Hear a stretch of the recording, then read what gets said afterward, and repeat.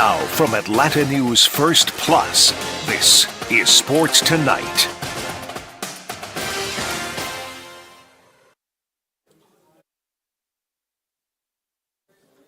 All right. We're in here for Sports Tonight. It's the Tuesday edition, November 12th. Yep. Lee Smith, Bailey Burmaster. Let's get it. All right. Beautiful so it's been Tuesday. a while since I've been over here. And he's driving. He's going to get the plane up and land it. I'm going to try my best. Well, don't you? All men believe they can land a plane. So I believe you can do this. I don't. I definitely do not. A unicorn. Well, you know, when others' lives are at stake. If it's just me, that's one thing. But, you know, I'm just saying. You've seen that. You're not on TikTok. There's this whole TikTok trend. No, I'm not on TikTok. Where women ask men, do you think you can land a plane? And, like, I would say at least 90% say yes, they do. I'm in the 10%. Okay. I'm certainly in the 10%. We love to hear it, but we have a stacked show for you today. All right. So, Georgia Tech coming off a huge win against number 4 at the time. Number four at the time. Miami. Undefeated. Sorry. Miami. Cam Ward, Heisman, top 3 front runner in some opinions for 2 years in a row now. Georgia Tech gets the dub. What's crazy to me about this game, if you watched it, there was just so much adversity for Georgia Tech that they repeatedly overcame, whether that was injuries in the run of the game. Jamal Haynes went down. Yep. Haynes King, you don't even know if he's going to start or not, but he does end up playing a little bit. They dealt with so many injuries and still were able to find such a gritty way to win. And look, I'm telling you, I don't know what it is, but they are Miami's kryptonite. Now, last year was a little different because I feel like that was just Mario Cristobal being dumb and not needing the ball at the end of the game. Instead, they fumble, and then Haynes King throws a Hail Mary, and then they win. Yep. And a very improbable ending. And then come here, and they just basically played great defense. Yeah. Like, what? They were able to grit it out in a lot of different ways in the run of that game. I did want to mention the fact that obviously they rushed the field. We checked on Connor Hines because he was shooting that game. We didn't want him to get mobbed. But they took the goalpost to the president's pool, threw it in the pool, which is just disgusting, had not been cleaned, is black, and people are jumping in it. And I was just really concerned for the safety and health of all those individuals that I mean, you figure it's the president's pool, right? They got to, have routine maintenance. Like, it's got to be kept up, right?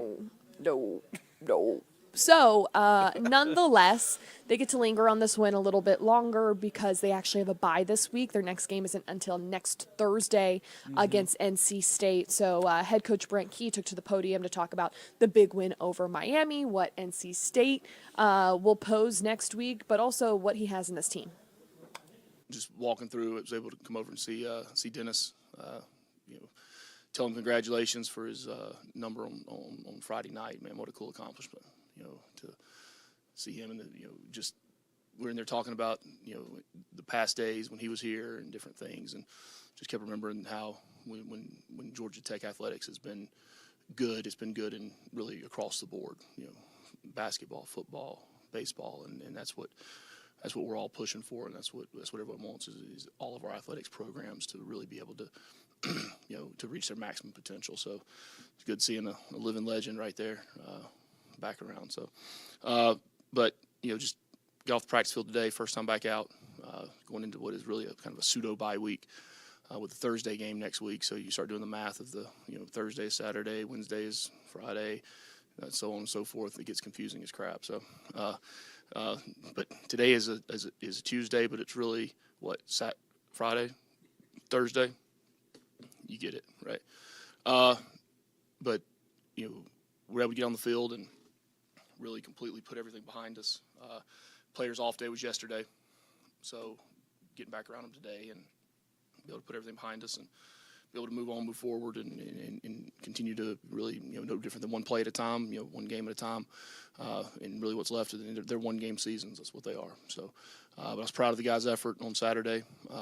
Proud of their mental really mental and emotional discipline that they had throughout the game that allowed them to be able to have that extra bit of energy and edge at the end when it was needed most. So, there's a lot of good things to talk about from the game, a lot of things we got to get cleaned up and corrected. But one thing I do want to point out is the two position groups on our team. One is the defensive line, where I think statistically, if you look at stats, I mean, there's probably maybe 4 or 5 tackles or whatnot among all of them. But if you look at the linebackers for the first time in a long time, I mean, we had 20-plus tackles at the linebacker position, kind of 20-plus at the safety position. That was right up the middle. It's what we wanted to – that was the game plan. That's the way we wanted it to work. That's the way we had our fits. So the unselfishness of the D-line, really from a statistical production standpoint, but allowing others to be able to do their job, playing within the scheme, trusting the plan that Tyler had put together and the coaching that Jess had given them. Then the strain and the extra effort they had, really to be able to affect the quarterback in multiple situations there. And then the other position group are the wide receivers. This might be the most unselfish group of wide receivers I've ever been around in my lifetime. Not only good players, they're good kids. We were in a situation on Saturday where they knew they weren't going to get as many, catches, and they knew what the game plan was. They bought into the game plan. They believed in the plan, and they blocked their tails off. They ran when they had the ball in their hand, made plays when the opportunity was there, and then to see Eric at the very end of the game really go down and take a knee and win, as we call it, win the surest way. And to do that, and I don't know if there's a lot of guys of Eric Singleton's caliber in this country that would have done what he did there to give it up for the team. So really proud of those guys in the not only how they've played, but the unselfishness that they've played with. So, with that, open with questions. So where does this unselfishness come from? Is that something you look for when you're recruiting? Is it developed, a little bit of both? I think really, you'd like to say there's a magic formula for it, but really it comes from the locker room. It comes in the trust and the belief in their teammates. I think Trent does a really good job with those guys of managing the room and, having those guys manage expectations and understand, that about the game. The quarterback, the way the quarterback is always the pivotal focal point of an offense and of a football team. Like I said, they're good kids too, but they're all in, and it comes from the locker room. When the locker room wants to win more than they want to have individual statistics and individualized praise and glory, whatnot, that's a good thing. When you're in the process of growing the program, how much did that win mean, considering all the young kids that were watching the game in person, all your people reaching out to you after the game to do interviews, that type of thing, and all the publicity that went into it?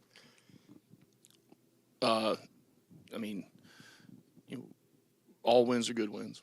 We've said that we know that, right? But the exposure that the program's been able to receive this year on a few instances, with the things these kids have done, it only increases the positive light people see the program in, and the most important thing with all that is the recruiting aspect. Being able to have people really on a national and sometimes global market be able to see the program in such a positive light, see the fan support, see the way the fans came out, the students showed out, and the energy that was in the stadium, and then and the way our guys play. Our guys are. They're a fun group of guys to watch play. They are, and a lot of that goes back to how we want to continue to build the program, and that's obviously it's through recruiting. That's our lifeline, and that's where we've got to continue to build the depth of our program and build quality players in the program that not only are good football players but are good people. Have you had a chance to take a look at NC State yet, and if so, what are your thoughts on them as a football team? You just throw a total curveball at me. Okay, we do this on Tuesday because all you ever want to talk about on Tuesday is the previous game, which I hate doing. No one ever talks about the next game on Tuesday. And here we go. It's a question about the next game. Just almost like a knuckle curve, like a sinker. Yeah, of course I've watched them. Yeah, a lot of them. They're a good football team. they've had some ups and downs in the season. Here's Dave Doran is a tremendous football coach. Right? He's someone that I very much respect in this league. I respect in the world of college football. He's been good to me as far as becoming a new coach in the league and just kind of whether it be at different events or different things, showing me the ways a little bit. You've just been really good to me in that way. But there's such a mutual respect and respect for how he's built his football program over the last, 10 years or whatnot. So many, 8-win seasons. The development of the players in this program. He truly believes in being a developmental program and bringing guys in from the high school ranks and developing those guys. They play physical and tough at the line of scrimmage. They're going to be, it's a different defensive front than we've seen as of late. And the quarterback's playing good football. So, very similar in a lot of ways, program-wise, identity of a program. So it's going to be a big challenge for us. Coach, I'm sorry. One more question about last week's game real quick. I'm sure it won't be the last. That 10-minute drive, the beautiful drive that you retook the lead in the second quarter and demonstrated your ability to do not exactly what you wanted, but pretty much what you wanted and taking your time to do it. I know you can't read his mind. Do you think that affected Cristobal's decision-making later in the game about taking fourth down chances and not kicking field goals because it was going to limit possessions, or had a fear of that? Oh, I have no idea. I mean, I'm worried about our team and what we have to put, the plan we put together and executing our plan. And look, what's the surest way to keep a team from scoring? Don't have them on the field. I mean, it's pretty simple. So, no, I mean, we were able to execute and limit their possessions, and that was part of the game plan. But I'm not a mind reader, though. One more question about last Saturday. I guess you talked about the unselfishness of the team and just, over individual accomplishments. Talk about kind of the guts of the team, too, with so many guys banged up and just kind of doing what's best for the team, even when, they're hurting and they care so much about the team. What does it say about the, the culture of the program for guys to be, fighting through injuries like that? Well, I mean, I could sit there and say the culture, all those things, but I don't know. Culture is one of those things you don't try to implement. You just you do what you know is right. The kids do what they know is right, and eventually, you look back a few months or years later and say, "Oh, that's a good culture." I mean, you don't know what's happening. You're just doing what you know is right, and that's what the kids are doing. So, these kids play hard. They fight. I think there was a pivotal turning point. After the Virginia Tech game when we got back to Atlanta, we called a team meeting right when we got off the bus, and told the team that I admired the way they've overcome the adversity that they've been hit with, and they've been hit in the face with adversity and injuries and things. I said, but no one on our schedule cares. No one cares about that. No one cares because everyone's hurting, everyone's banged up, everyone has different challenges they have to go through in a season. So the standard doesn't change, and they've bought into that. But the thing that we did a good job of was, we've prepared well every year, right? But we've talked about the execution, right? When the light's on you, when you're under the spotlight of not making it too, it's not too big, and I think the guys had the right, the mental discipline and the emotional mindset from the start of the game, so that when their number was called, it didn't end up being too big for them. So, we now we got to really be able to continue to carry that over as the season goes. Coach, you've talked often this season about, whether it be after a loss, after a big win, about the response from your team.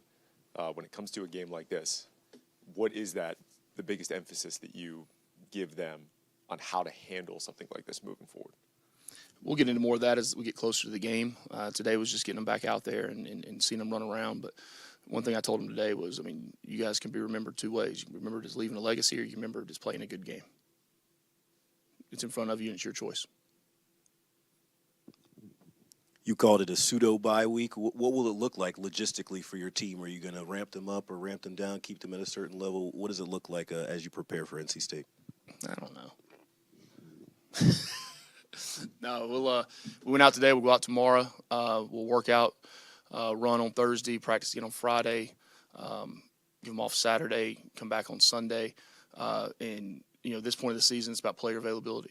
And we've got to get our reps in. We've got to get our work in.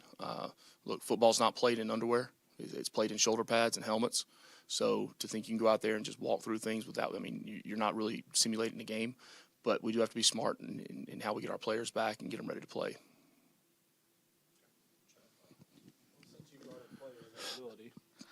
Do you have any updates on Chad Alexander and Warren Burrell? No, Kyle Pope was day to day. He's not a player. It's not player availability. He affects players. That's true. Pope. We'll know more. Really, today's Tuesday. Come Friday when we come out, Friday, and by next Tuesday I'll be able to give a little better answer. We don't know right now. Same with Jamal. Yeah, same with all those guys. Okay. Look, this is a time the guys. No different we have every bye week this season. Guys that have been banged up. Today was a heavy day of developmental. A lot of the guys, the non-travel guys, developmental guys, freshmen. They went out in pads and we got after it pretty good with them and continue to develop those guys. That's what today was for the most part about. You talked about the kind of atmosphere on Saturday, a noon game. Just talk about after the win like that, how excited are you for this coming Thursday, night game under the lights Thursday night? It's kind of a standalone game. How excited are you for the fans to kind of hopefully ramp that up even more for that environment on Thursday? Yeah, goodness gracious. You're talking about the last home game of the season. All right, it's a Thursday night. Right. Some of the greatest memories I have are Thursday night games in Atlanta. Just the atmosphere, under the lights. It's really where the Thursday night games were, really started for the most part back a couple years ago, many years ago. But for our fans to come out and to see these guys at home for one last time, to know how tremendous they've been to us, for these 2 years, how tremendous they've been this year in their support of this team. To give these seniors, one last lasting memory of Bobby Dodd Stadium. It can't be more important.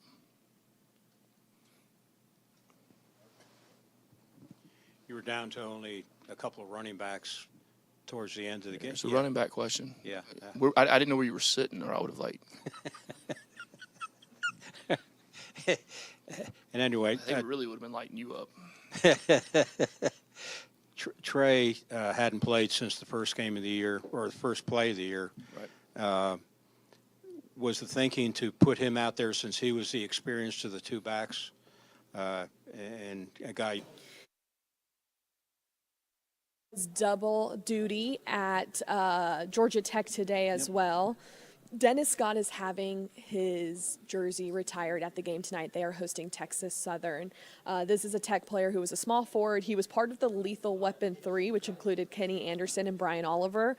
Would be hard to think that they're not there tonight. But he was ACC Men's Basketball Player of the Year in 1990. Was leading scorer for the Yellow Jackets that made the Final Four. Georgia Tech legend. Yes, correct. Absolute legend. He talked about having his jersey retired and what that meant. So let's hear from Dennis. Just got back from OKC and the Clippers last night, OKC. But first off, I'm happy to be here today, and I'm happy you guys showed up for this wonderful thing that's going to happen Friday. To make a long story short, how we got to this day is my wonderful mother. She just turned 82 this past May, but when she was 79, she just, if you have a mother, if you have a grandmother, you have an important woman in your life and they say something to you, she says, baby, I'm getting old. You promised me you would graduate. And I said, Mom, I'm good. I'm 54 years old. NBA TV, TNT, they're good to me. I said, I would never dream that I'd get done playing basketball and I work right across the street where I went to school. Like, that's, being in year 17 now with, now we're Warner Brothers because Warner Brothers bought Turner. But to fathom that I'm in year 17 doing my second love and still around my first love, which is playing the game of basketball.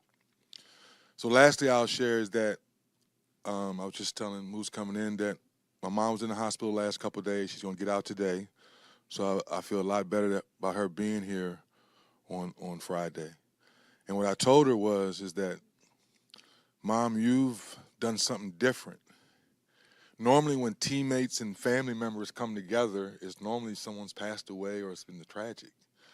I said, by you challenging me to go back to school and finishing my degree, I haven't seen Matt Geiger. I haven't seen some of the teammates that are coming on Friday.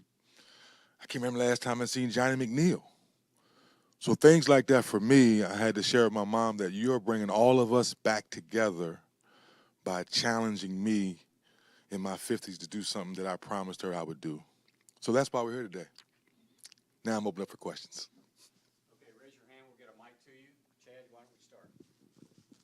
When this went down in the summer, what did your mom say when you told her?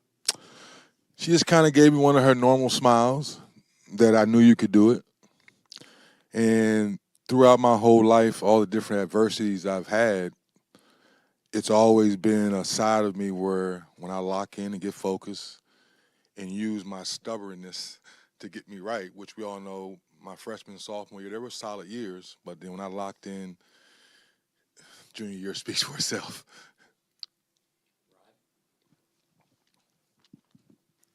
How were you notified, first of all, and secondly, what went through your mind when you got that notification that, hey, they're going to do it? Well, first of all, I got to give the powers that be, the committee, a lot of credit because they connected with NBA TV, and the producer that night, name is Bert Bondi, he knows how much I love being on the court and doing demonstrations. So that particular night, I was preparing myself to do a demonstration of the finals of what Luka's doing, how you get this trap, and Boston's doing this. The next thing I know, Damien turns the corner, and I'm like, what the hell are they doing here? What's going on? And I was genuinely surprised because I was locked into work mode. Just for those of you that don't know, Coach Stoudemire and Jay Batt, our athletic director, went over there with a jersey number 4 to present to him in the studio that night. And That's how they got me. That's how they got me. Luke, next in the back.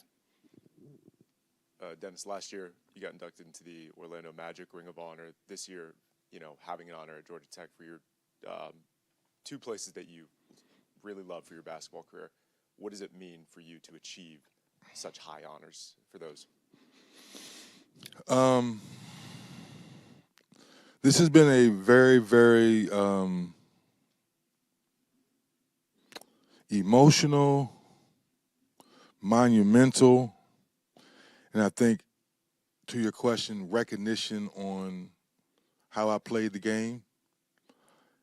Also, I went into the Washington, D.C. Basketball Hall of Fame as well. So that Hall of Fame, the Magic, but if I'm being brutally honest, this is still the best of coming back, wearing this jacket, going to South Africa, getting my master's.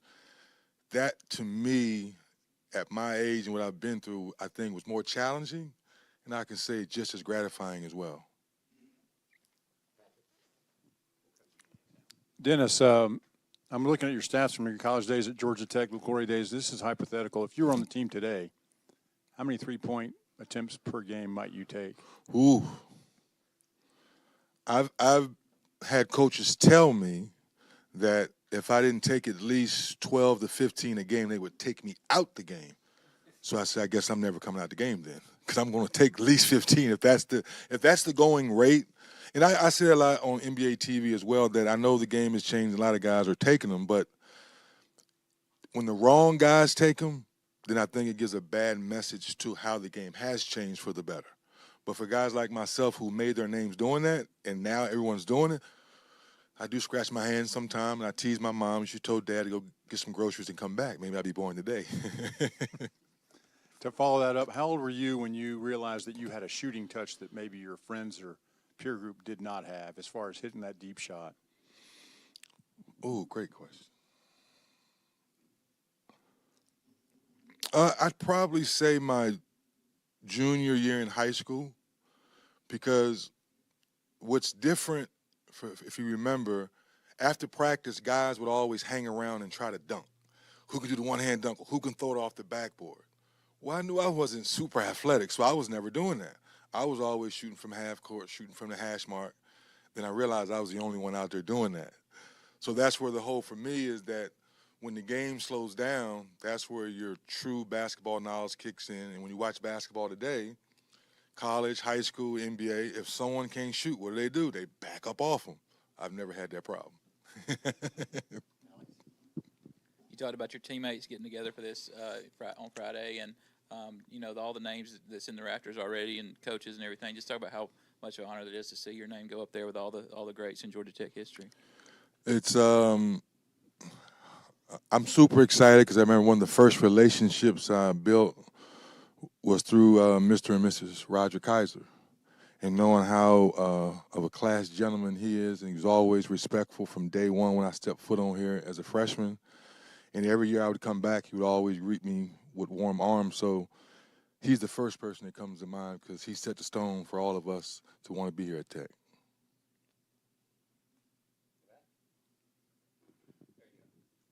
This honor happening against Georgia, does that mean anything to you? Can you bring us into the rivalry and that kind of thing? I had mixed feelings on that at first because I thought it should have been against the ACC school. But I thought about it. I said, well, I still hate Georgia too. Since it's the closest thing I carry red around ever. So I take that back. I did an event for Adobe down in Orlando a few weeks ago, if you follow me on social media, and it killed me to wear red shoes. I said, well, only because Adobe, that's y'all's color, but this is the only time I'm ever going to wear red shoes. So then I got over and said, let's kick Georgia's butt.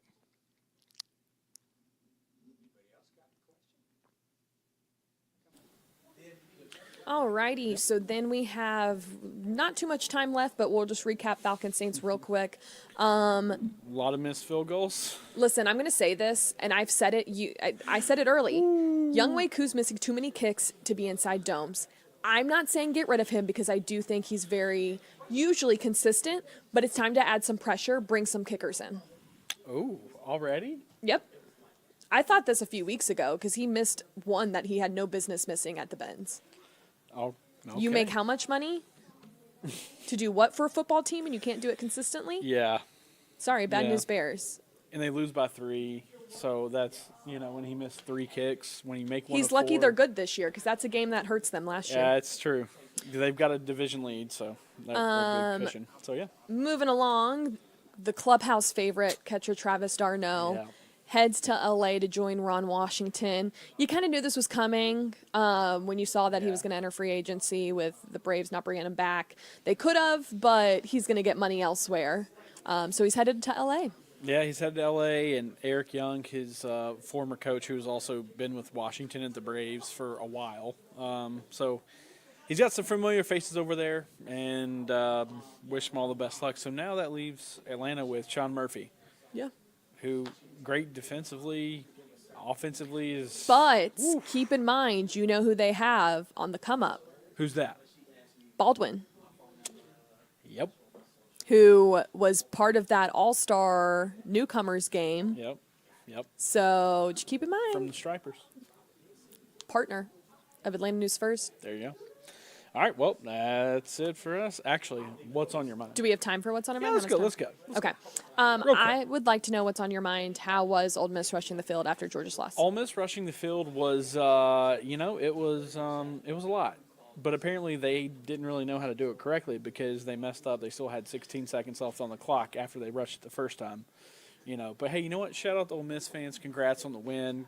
Do your thing. Biggest wins in Lane Kiffin's career. I was actually on the field for the kick 6 in 2013, Alabama-Auburn, so it wasn't anything new for me, and it wasn't nearly as hectic as that. So, but it was still a lot. It was fun. It was fun. All right. Do we have time for your what's on your mind, or we got to get out of here? Alabama's back, baby. Let's go. That will do it for this edition of Sports Tonight. Make sure to join us throughout the week for your latest sports headlines. Have a good night.